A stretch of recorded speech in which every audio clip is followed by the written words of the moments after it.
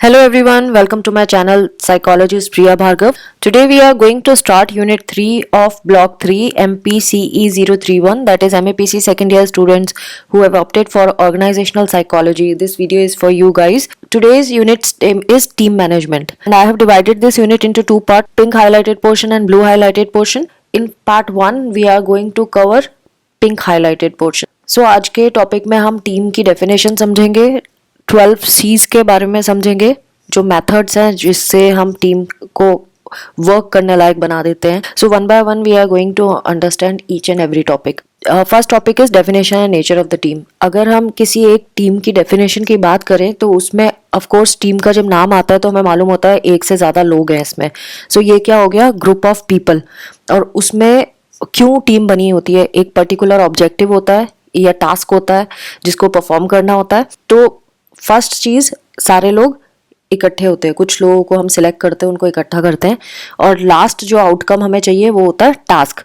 सो इसमें इन्होंने डेफिनेशन में दिया a group of people with a full set of complementary skills. अब कॉम्प्लीमेंट्री स्किल का क्या मतलब है, यानी जिन जिन स्किल्स की जरूरत होगी गोल को अचीव करने के लिए, उन स्किल्स की बात की है इन्होंने. सो ये ग्रुप ऑफ पीपल जो कुछ कॉम्प्लीमेंट्री स्किल को कैरी करते हैं और एक टास्क को कंप्लीट करते हैं, और वो स्किल्स कौन सी है जो उस टास्क को कंप्लीट करने के लिए लगती हैं. So a group of people with a full set of complementary skills required to complete a task, job और प्रोजेक्ट. इस तरह से इसकी डेफिनेशन हो गई. अब टीम मेंबर्स के ये 4 पॉइंट्स बताए हैं जो वो शेयर करते हैं आपस में, जैसे कि operate with a high degree of interdependency, या आपस में इंटरडिपेंडेंट होते हैं. एक का पूरा जो टास्क करना है उसमें सबके अपने अपने काम होते हैं, तो ये एक जने ने कुछ कंट्रीब्यूट किया, दूसरे ने कुछ किया, और ये आपस में इंटरडिपेंडेंट है. एक ने जब एक कंट्रीब्यूशन किया उसी पे डिपेंड होगा दूसरे का कंट्रीब्यूशन. तो पहला वाला ठीक नहीं करेगा तो दूसरे वाले का भी ठीक नहीं होगा, इस तरह से. तो इसीलिए इंटरडिपेंडेंस लिखा हुआ है यहाँ पे. सो ये ऑपरेट जब करते हैं तो हाई डिग्री ऑफ इंटरडिपेंडेंस होती है. Second is share authority and responsibility for self management. अब इनकी खुद की जिम्मेदारी होती है कि ये पूरा का पूरा अपने आप को तो हैंडल करना ही है, अपनी जिम्मेदारी तो हैंडल करनी है, और जो उनके हाथ में चीज़ें हैं उनको हैंडल करना ही है. साथ में are accountable for the collective performance, जो मैंने बोला कि टीम की भी जिम्मेदारी लेते हैं, तो ये कलेक्टिव परफॉर्मेंस की जिम्मेदारी लेते हैं. गलत हुआ तो भी इनकी जिम्मेदारी और सही हुआ तो भी इनकी जिम्मेदारी. सो किसी भी तरह का परफॉर्मेंस हुआ, चाहे गलती टीम में से किसी एक मेंबर की है, लेकिन टीम का पूरा नाम आएगा ऐसा. And work toward a common goal and shared rewards. So जैसे मैंने बताया कि एक कॉमन गोल सेट होता है, उसी की वजह से ये सारे इकट्ठे होते हैं और काम करते हैं साथ में. तो ये एक कॉमन गोल की तरफ काम करते हैं, और इनको जो भी रिवार्ड मिलता है वो शेयरिंग बेसिस पे होता है. सारे टीम मेंबर्स को उस रिवार्ड को शेयर करते हैं वो लोग. टीम की एक और डेफिनेशन है, अगेन ये सारी मिलती जुलती है, कुछ ज़्यादा फर्क नहीं है, बट अगेन एग्जाम में जब आप लिखते हैं तो ज़्यादा लिखना पड़ता है. सो इसीलिए इन्होंने डिटेल में बताया है. जो एग्जाम पॉइंट ऑफ व्यू से ज़रूरी है वो मैं समझा रही हूँ, बाकी सेल्फ रीडिंग इज मस्ट. आप एक बार पढ़ोगे तो आपको और डाटा मिलेगा कि आप एग्जाम में क्या डाल के आओगे, क्या लिख के आओगे. सो टीम क्या है, कोई भी ग्रुप ऑफ पीपल हो सकते हैं जो जिनको हमने ऑर्गेनाइज किया है कि वो एक साथ काम करे इंटरडिपेंडेंटली एंड कोऑपरेट करे, सो दैट उनकी जो कस्टमर की नीड को पूरा करना या फिर कोई भी जो गोल है या पर्पस है उसको एकम्प्लिश करने के लिए वो करते हैं. ऐसा इन्होंने टीम की डेफिनेशन बोली. A team is any group of people organized to work together interdependently and cooperatively to meet the needs of their customers by accomplishing a purpose and goals. अब जब ये क्रिएट की जाती है टीम, तो long term भी हो सकती है, शॉर्ट टर्म भी हो सकती है. लॉन्ग टर्म टीम क्या होती है, जो लंबे टाइम तक चलती है. तो इसके कुछ एग्जांपल बताए हैं, जैसे कि प्रोडक्ट डेवलपमेंट टीम है ये, फिर एग्जीक्यूटिव लीडरशिप टीम है, फिर डिपार्टमेंटल टीम है. ये लॉन्ग लास्टिंग होती हैं, इनकी प्लानिंग भी लॉन्ग लास्टिंग होती है और ऑपरेशनल ग्रुप्स भी लंबे टाइम तक चलते हैं. अब शॉर्ट टर्म टीम्स क्या होती हैं, शॉर्ट टर्म टीम्स होती हैं जो किसी पर्टिकुलर छोटे प्रोजेक्ट के लिए इकट्ठी होती है. जैसे कि जब एम्प्लॉय को बोर्डिंग करते हैं, बोर्डिंग प्रोसेस एम्प्लॉय की जब होती है, तब एक टीम हो गई, वो शॉर्ट टर्म के लिए बनी है. देन एनुअल कंपनी पार्टी के लिए अगर बनाई गई है तो ये शॉर्ट टर्म की टीम हो गई. देन अगर स्पेसिफिक कस्टमर प्रॉब्लम को सॉल्व करने या कंप्लेंट को सॉल्व करने के लिए जो टीम बनाई है, ये भी शॉर्ट टर्म की हो गई. सो ये long term and short term category की टीम्स हो गई. अब 3 कॉमन टाइप्स की टीम फर्दर इन्होंने बताई है कि जो एग्जिस्ट करती हैं, जैसे कि फंक्शनल और डिपार्टमेंटल टीम्स जो लॉन्ग टर्म है, cross functional team, self managing team. अब इनको हम समझेंगे ये क्या क्या होती हैं। फंडामेंटल और डिपार्टमेंटल टीम्स, जैसे कि नाम से ही पता चल रहा है, ये वो लोग हैं ग्रुप के जो एक ही वर्क कर रहे हैं, एक ही एरिया में वर्क करते हैं और एक पर्टिकुलर डिपार्टमेंट को रिप्रेजेंट करते हैं। सो यानी कि ये रेगुलर बेसिस पे मिलेंगे क्योंकि एक ही डिपार्टमेंट के लोग हैं और कस्टमर नीड्स को एनालाइज करते हैं, प्रॉब्लम्स को सॉल्व करते हैं। अगर किसी को सपोर्ट की ज़रूरत है इन मेंबर्स को आपस में, तो वो प्रोवाइड करते हैं। कंटिन्यूस इम्प्रूवमेंट की तरफ वर्क करते हैं और इन्फॉर्मेशन को भी शेयर करते हैं क्योंकि एक ही डिपार्टमेंट के तो ऑब्वियसली इन्फॉर्मेशन शेयरिंग होगी ही होगी। Second is cross functional teams. Cross functional teams again, cross function मतलब अलग अलग डिपार्टमेंट के लोग एक टीम बनाते हैं। तो ये वो ग्रुप ऑफ पीपल है जो एक साथ इकट्ठे हुए हैं और वो डिफरेंट डिफरेंट डिपार्टमेंट के हैं, अलग अलग जॉब है उनका और एक स्पेसिफिक प्रोडक्ट के लिए साथ में आए हैं या किसी इशू को रिजॉल्व करने के लिए साथ में आए हैं। इसमें भी कस्टमर प्रॉब्लम भी हो सकती है या पर्टिकुलर प्रोसेस को इम्प्रूव करने की बात भी हो सकती है, उसके लिए ये साथ में वर्क करते हैं। थर्ड टाइप थी self managing teams. Self managing team का मतलब क्या है? जो अपने आप को मैनेज कर रही है। तो इसमें वो लोग हैं जो एक रिस्पॉन्सिबिलिटी को धीरे धीरे एज्यूम करना शुरू कर देते हैं। ये सेल्फ डायरेक्टेड होते हैं और सारे एस्पेक्ट जितने होते हैं वर्क के उस पर काम करते हैं। सो इसमें एज सच कोई एक पर्टिकुलर टास्क नहीं होता, इसमें ये सारे एस्पेक्ट जो वर्क के हैं उन सबको इकट्ठा करके किसी पे भी वो वर्क कर सकते हैं। और सेल्फ मैनेजिंग क्यों है? क्योंकि ये सेल्फ डायरेक्टेड होते हैं, ये खुद ही डिसीजंस लेते हैं और आगे क्या करना है उसके बारे में सोचते हैं। सो जब भी हम ग्रेटर परफॉर्मेंस के बारे में सोचते हैं ना टीम की, इन्होंने कुछ पैराग्राफ में वही चीज़ दी है जो हमने ऊपर पढ़ा है ना, इसको इन्हीं पॉइंटर्स को इन्होंने आगे एक्सप्लेन किया हुआ है। सो आप चाहो तो आगे के पैराग्राफ पढ़ सकते हो इस टॉपिक में, बट मैं शॉर्टन ही रखूँगी ये वीडियो सो दैट आपको ओवरऑल जिस्ट पता चल जाए, but self reading is must. So इसमें अगर आप चाहते हो कि हमारी टीम अच्छी करे, अच्छे से परफॉर्म करे और बढ़िया रिजल्ट दे, तो ग्रेटर परफॉर्मिंग टीम्स में हमें आपको ये इंश्योर करना है कि जो टीम के मेंबर्स हैं, जो इंडिविजुअली वो जितना भी परफॉर्म करते हैं, जब वो ऐड ऑन करें उनकी परफॉर्मेंस को, ऐड करने के बाद उनकी परफॉर्मेंस का जो भी आउटपुट आता है टीम में उससे ज़्यादा ही ये परफॉर्म करेंगे। तभी हम कह सकते हैं कि ये टीम जो है वो अच्छी टीम बनी है। Next is 12 C's for team building. अक्सर जो भी हायर मैनेजमेंट में होते हैं, जैसे एग्जीक्यूटिव हो गए, मैनेजर हो गए, ऑर्गेनाइजेशन के हायर स्टाफ मेंबर्स होते हैं, सबका यही पर्पस होता है कि एक ऐसी टीम बनाई जाए, ऐसा ऑर्गेनाइजेशन बनाया जाए जो हमें प्रॉफिट दे। और प्रॉफिट के लिए ऑर्गेनाइजेशन तरह तरह के मेथड्स भी ढूंढते रहते हैं। जैसे कि हॉरिजॉन्टल ऑर्गेनाइजेशन का आजकल ट्रेंड है, यानी कि ज़्यादा हायरार्की नहीं होती मैनेजमेंट में, एक top management and then staff, that's it. So उनको ये लगता है कि शायद बिजनेस इससे सक्सेसफुल हो जाए क्योंकि क्लियर वॉच रख सकते हैं, क्लोज वॉच रख सकते हैं कौन क्या कर रहा है। बट कुछ इन्होंने यहाँ पे पॉइंटर्स दिए हैं, जैसे 12 C's कहते हैं, जो एक सक्सेसफुल टीम बिल्डिंग करती है। अगर हमें ऑर्गेनाइजेशन को आगे पहुँचाना है तो इन सारे फैक्टर्स को अच्छे से देखना पड़ेगा, और अगर इस पे हम वर्क कर लें तो टीम सक्सेसफुल होगी और ऑर्गेनाइजेशन भी सक्सेसफुल हो जाएगा और गोल्स को अटेन कर पाएंगे। कौन कौन से 12 C's हैं? 12 C's क्यों बोल रहे हैं? क्योंकि ये सारे C से शुरू होते हैं, C अल्फाबेट से शुरू होते हैं। First is clear expectations. Clear expectations किसकी होनी चाहिए? क्योंकि हम टीम की बात कर रहे हैं तो टीम मेंबर्स को समझ में आना चाहिए कि वो टीम क्यों बनाई गई है, ऑर्गेनाइजेशन ने क्या उनको पर्पस बताया है, क्या ऑर्गेनाइजेशन उन्हें रिसोर्सेज से सपोर्ट कर रही है। जैसे ऑफ कोर्स टीम बनाने के लिए लोगों की ज़रूरत है, स्किल्ड लोगों की ज़रूरत है, टाइम की ज़रूरत है, पैसे की ज़रूरत है कि जो भी प्रोजेक्ट वो टीम को करना है उसके लिए। तो क्या ऑर्गेनाइजेशन उनको इस चीज़ के लिए सपोर्ट कर रही है, ये हमें चेकलिस्ट में टिक करना पड़ेगा। देन जो वर्क हम टीम को मिला है वो उसकी प्रायोरिटी के बारे में बताया है ऑर्गेनाइजेशन ने कि क्या लेवल पे प्रायोरिटी है इसकी, और क्या एग्जीक्यूटिव लीडर जो है वो उनको टाइम अटेंशन दे रहा है, उनसे डिस्कस कर रहा है, कहाँ पे किस डायरेक्शन में जा रही है टीम, ये बता रहा है कि नहीं बता रहा है। सेकंड इज कॉन्टेक्स्ट, क्या टीम मेंबर्स को पता चला है कि वो टीम में जो पार्टिसिपेट कर रहे हैं तो क्यों पार्टिसिपेट कर रहे हैं, क्या हम सिनेरियो क्या है, किस सिनेरियो में उनको ये टीम का जॉब करना है, देन क्या स्ट्रेटजीज टीम यूज़ कर रही है ऑर्गेनाइजेशन को उस गोल तक पहुंचने के लिए, टीम मेंबर्स को क्या अपनी इम्पोर्टेंस पता है कि वो उनका कितना इम्पोर्टेंट रोल है गोल को पहुंचने के लिए, फिर टीम को क्या ये समझ में आया है कि उनका जो वर्क है वो कहाँ फिट हो रहा है ऑर्गेनाइजेशन के गोल में, क्या ऑर्गेनाइजेशन जब किस गोल को अचीव कर रही है तो वो गोल तक पहुंचने के लिए इनका जो प्रोजेक्ट है वो कहाँ फिक्स हो रहा है, कहाँ फिट हो रहा है। Next is commitment. Team members क्या पार्टिसिपेट करना भी चाहते हैं टीम में, या ज़बरदस्ती उन्हें पुश किया गया है, धक्का मारा गया है कि भाई तुम्हें ये काम करना है और उनका इंटरेस्ट नहीं है, ऐसा तो नहीं है, वो चेक करना पड़ेगा कमिटमेंट में।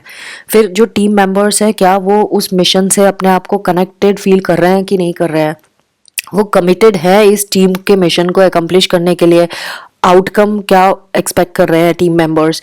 फिर जो टीम मेंबर्स है वो इस सर्विस को कैसे परसीव करते हैं जो वो सर्व कर रहे हैं कंपनी को, उनका काम जो है वो कितना वैल्यूएबल है और उनके करियर के लिए कितना वैल्यूएबल है, ये भी उनको देखना पड़ेगा। फिर टीम मेंबर्स जो हैं उनका कंट्रीब्यूशन रिकॉग्नाइज किया जा रहा है कि नहीं किया जा रहा है, ये देखना पड़ेगा। देन टीम मेंबर्स का एक्सपेक्टेशंस क्या है, कौन सी उनकी स्किल्स डेवलप होंगी, कहाँ पे वो पहुंचेंगे अपने करियर में। फिर टीम मेंबर्स कितने एक्साइटेड हैं इस चैलेंज को लेने के लिए, इस अपॉर्चुनिटी को लेने के लिए। Fourth is competence. क्या टीम मेंबर ऐसा फील करते हैं कि ये जो इस प्रोजेक्ट में जब वो पार्टिसिपेट कर रहे हैं तो ये अप्रोप्रिएट है इनका पार्टिसिपेशन, जो टीम किस तरह का फील कर रही है जब इस टीम में आई है, टीम मेंबर्स को लग रहा है कि उनकी नॉलेज स्किल्स और कैपेबिलिटी जो है इस इशू के लिए सफिशेंट है और ये इशू को रिजॉल्व कर लेगी या इस टास्क को कंप्लीट कर लेगी, और टीम को क्या पूरी जितनी हेल्प की ज़रूरत है वो उन्हें मिल रही है कि नहीं मिल रही है।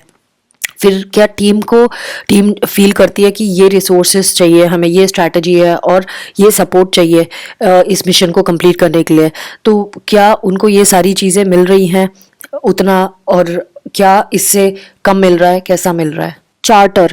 चार्टर में बेसिकली पूरा प्लानिंग होता है, ब्लूप्रिंट होता है कि कैसे पूरा टास्क कंप्लीट किया जाएगा, टीम के सारे मेंबर्स किस तरह के टास्क कंप्लीट करेंगे, क्या क्या स्टेप्स लेंगे। तो इसमें यही बताया है कि क्या रिस्पॉन्सिबिलिटी होगी इस एरिया में पूरी टीम की, और वो पूरा डिज़ाइन करेंगे, क्या मिशन विजन स्ट्रैटेजी सारी कुछ इसी में चार्टर में ही डिज़ाइन करते हैं, और उनके गोल को अच्छे से पता होता है कि क्या गोल है, क्या आउटकम्स आएंगे, कितना टाइम लगेगा पूरा करने में, क्या क्या मेजर्स लेने पड़ेंगे इस काम को कंप्लीट करने के लिए, आउटकम क्या निकलेगा, किस तरह के प्रोसेस को फॉलो करना पड़ेगा सो दैट वो टास्क पूरा हो जाए।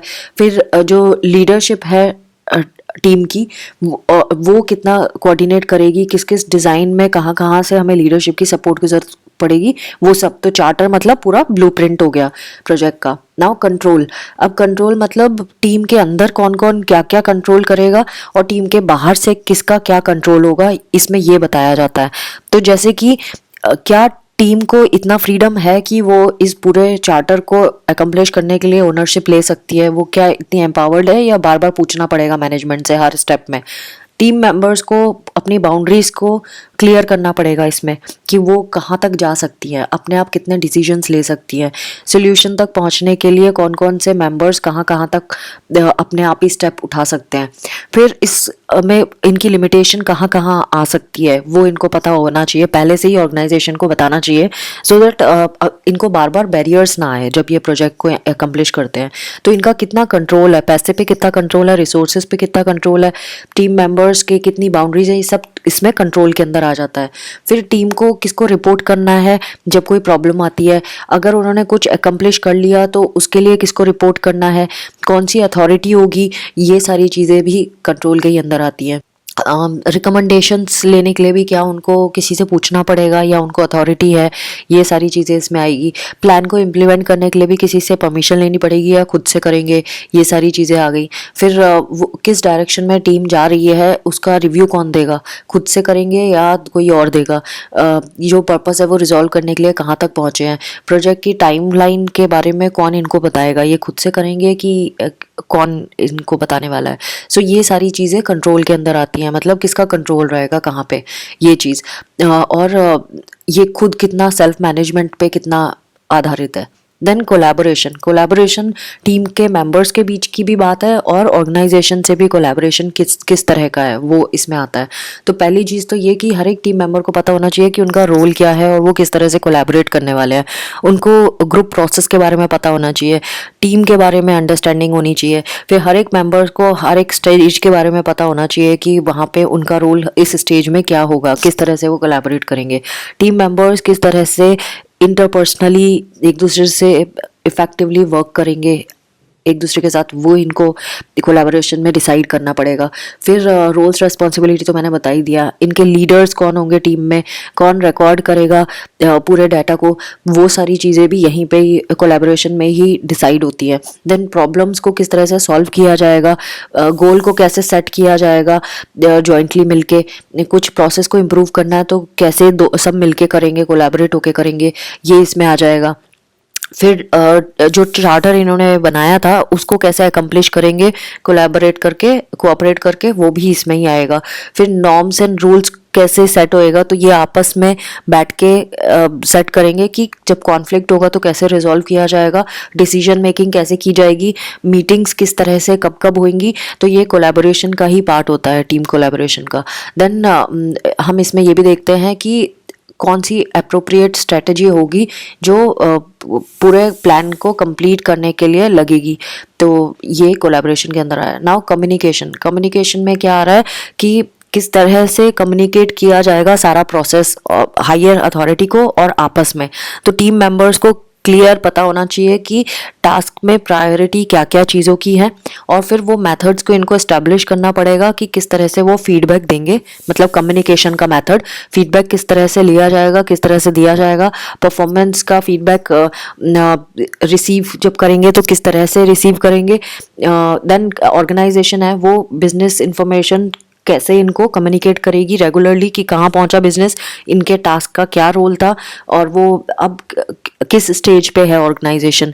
फिर कंप्लीट कॉन्टेक्स्ट में भी इनको पता होना चाहिए पूरी टीम को कि वो कहाँ एग्जिस्ट करते हैं पूरे प्रोजेक्ट में। तो ये भी कम्युनिकेशन होना चाहिए ऑर्गेनाइजेशन की तरफ से, और जो कम्युनिकेट करेंगे टीम मेंबर्स वो क्लियर होना चाहिए और ऑनेस्ट कम्युनिकेशन होना चाहिए, कोई हिडन इन्फॉर्मेशन नहीं होनी चाहिए। तो टीम मेंबर्स जो है वो क्योंकि डिफरेंट डिफरेंट ओपिनियंस के आते हैं, तो इसीलिए ये कम्युनिकेशन एक मेजर रोल प्ले करता है। कोई भी कॉन्फ्लिक्ट को ये कैसे रेज करेंगे, किस तरह से एड्रेस करेंगे, ये सब कम्युनिकेशन के ही अंदर आएगा। क्रिएटिव इनोवेशन, अब नाम से पता चल रहा है इसमें यानी कि क्रिएटिव थिंकिंग, क्रिएटिव थिंकिंग के ऊपर अब ऑर्गेनाइजेशन क्या क्रिएटिव थिंकिंग को अप्रिशिएट करता है। ऑर्गेनाइजेशन वाकई चाहता है कि चेंज आए ऑर्गेनाइजेशन में और ऑर्गेनाइजेशन ग्रो करे। सो ऑफ कोर्स अगर ऑर्गेनाइजेशन ऐसा चाहता है तो उसको क्रिएटिव थिंकिंग को अप्रिशिएट करना पड़ेगा, यूनिक सॉल्यूशंस, न्यू आइडियाज़ की तरफ देखना पड़ेगा, उसको वैल्यू करना पड़ेगा। फिर जिसने रिस्क ली है, जिसने ऑर्गेनाइजेशन को रिस्क लेके इम्प्रूवमेंट दिलाया है, उसको रिवार्ड कर रही है ऑर्गेनाइजेशन या नहीं। सो अगर लोगों को रिवार्ड किया जाए जो एक बढ़िया काम कर रहे हैं ऑर्गेनाइजेशन के लिए, तो ये जो एक कल्चर है क्रिएटिव थिंकिंग का वो ग्रो करेगा। सो इसीलिए इसमें, और ये भी इसमें हम चेक कर सकते हैं कि ऑर्गेनाइजेशन क्या ट्रेनिंग दे रही है, एजुकेट कर रही है, बुक्स, फिल्म्स या फिर कोई ऐसी फील्ड ट्रिप्स दे रही है एम्प्लॉयज़ को जिससे एम्प्लॉयज़ में ये क्रिएटिव थिंकिंग बढ़ जाए। 10th इज कॉन्सिक्वेंसेस, जो भी कॉन्सिक्वेंसेस होते हैं कौन इसकी रिस्पॉन्सिबिलिटी लेगा। क्या टीम मेंबर्स रिस्पॉन्सिबल फील करते हैं, अकाउंटेबल फील करते हैं जब अचीवमेंट होती है या फेलियर होता है। सो ये चीज़ हमें देखना पड़ेगा कि कॉन्सिक्वेंसेस मतलब जो आउटकम आ रहा है, जो आउटकम है उसकी जिम्मेदारी कौन ले रहा है। रिवार्ड अच्छा हो रहा है तो और बुरा हो रहा है तो, और रिवार्ड जो मिल रहा है वो किस तरह से मिल रहा है, क्या सक्सेसफुल होने पर रिवार्ड या रिकॉग्निशन दे रहा है ऑर्गेनाइजेशन, और रीजनेबल रिस्क जो ले रहा है उसको रेस्पेक्ट कर रहा है ऑर्गेनाइजेशन, उनको एनकरेज कर रहा है कि नहीं कर रहा है, या लोग डर रहे हैं कि भाई क्या होगा अगर हम रिस्क लेंगे और फेल हो गए तो। किस तरह का एनवायरनमेंट है, टीम मेंबर्स क्या अपना जब भी प्रॉब्लम रिजॉल्व कर रहे हैं तो किस तरह से कर रहे हैं, क्या एक दूसरे को दोष मढ़ रहे हैं या एक कलेक्टिव वे में ही इसको ले रहे हैं, इस रेस्पॉन्सिबिलिटी को भी। फिर ऑर्गेनाइजेशन रिवार्ड सिस्टम किस तरह से, ये तो मैंने पहले भी बता दिया वैसे, कि रिवार्ड सिस्टम जो है वो किस तरह से रिकॉग्नाइज करता है, इंडिविजुअली देता है या टीम को देता है या दोनों लेवल पे देता है। फिर ऑर्गेनाइजेशन जो गेन है या प्रॉफिट जो ऑर्गेनाइजेशन को मिल रहा है टीम वर्क से, वो किस तरह से, क्या टीम मेंबर्स को वो दे रहा है, डिस्ट्रीब्यूट कर रहा है या अपने पास ही रख रहा है, वो भी मैटर करता है। देन कंट्रीब्यूटर्स जो हैं वो क्या इम्पैक्ट देखते हैं, उनके कंट्रीब्यूशन से ऑर्गेनाइजेशन की सक्सेस इंक्रीज हुई है क्या। नेक्स्ट इज 11th कोऑर्डिनेशन, किस तरह से कोऑर्डिनेट कर रहे हैं ये आपस में लीडरशिप के साथ। सेंटर में लीडरशिप है, वो नीचे जो टीम्स हैं उनके साथ कितने कोऑर्डिनेटेड हैं, क्या वो देख रहे हैं कि उन्होंने रिसोर्सेज ठीक से एलोकेट किए हैं सारी टीम्स को या नहीं, किन को प्रायोरिटी पे देना है, किन को बाद में देना है, सारे डिपार्टमेंट्स में टीम वर्क काम कर रहा है कि नहीं कर रहा है। फिर cross functional multi department teams का ट्रेंड चला है ऑर्गेनाइजेशन में या नहीं चला है, और ये आपस में वर्क कर रहे हैं इफेक्टिवली या नहीं कर रहे हैं, या पुराने टाइप का ही सिस्टम चल रहा है ऑर्गेनाइजेशन में, ये देखना पड़ेगा। फिर customer focus, process focused orientation है ऑर्गेनाइजेशन में या नहीं है, ये वाली चीज़ें हैं जो चेकलिस्ट में येस और नो में आंसर करनी पड़ेंगी।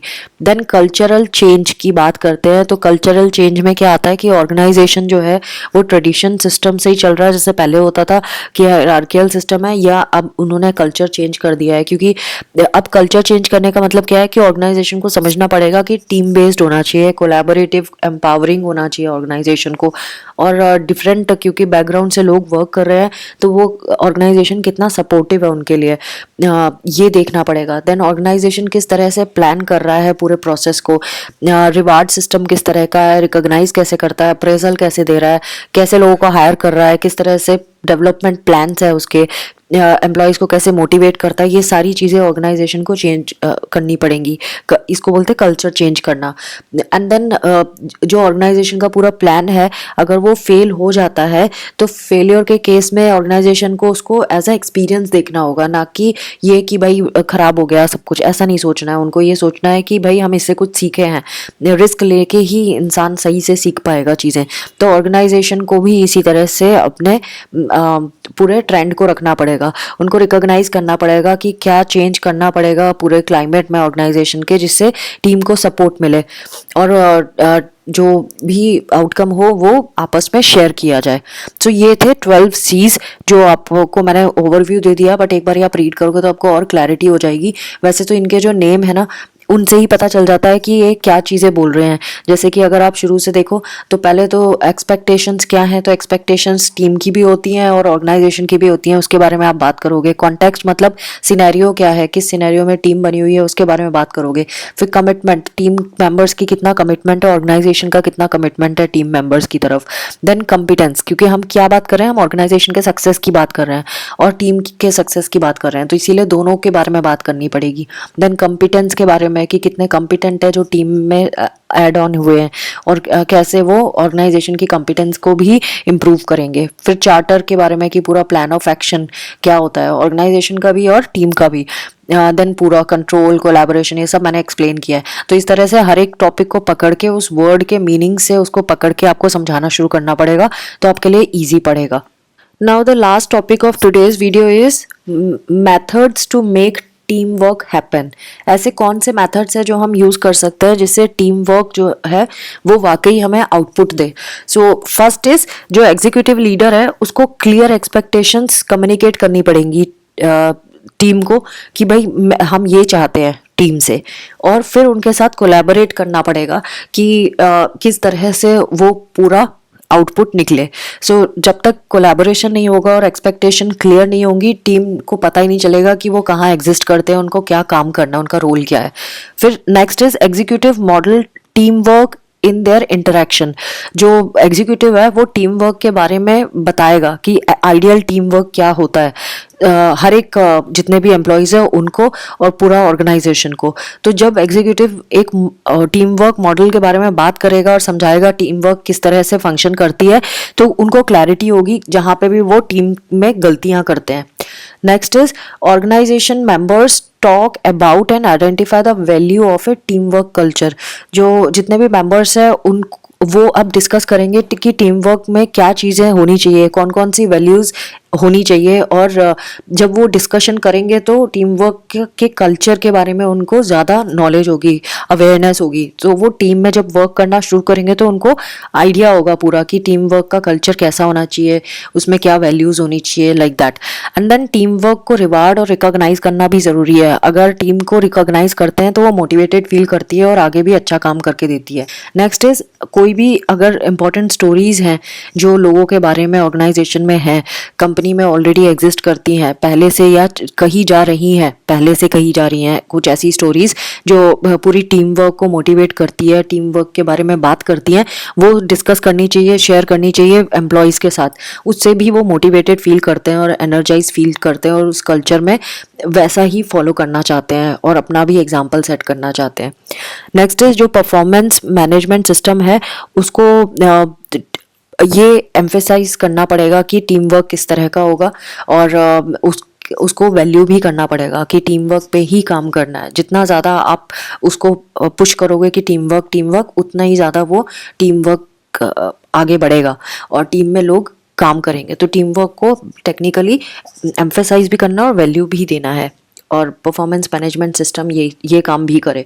Form teams to solve real work issues. जो रियल वर्क इश्यूज है उसको सॉल्व करने के लिए अगर टीम बनाई जाए तो ऑटोमेटिकली टीम कैसे वर्क करती हैं एम्प्लॉयज़ सीखने लगेंगे, पूरा ऑर्गेनाइजेशन सीखने लगेगा।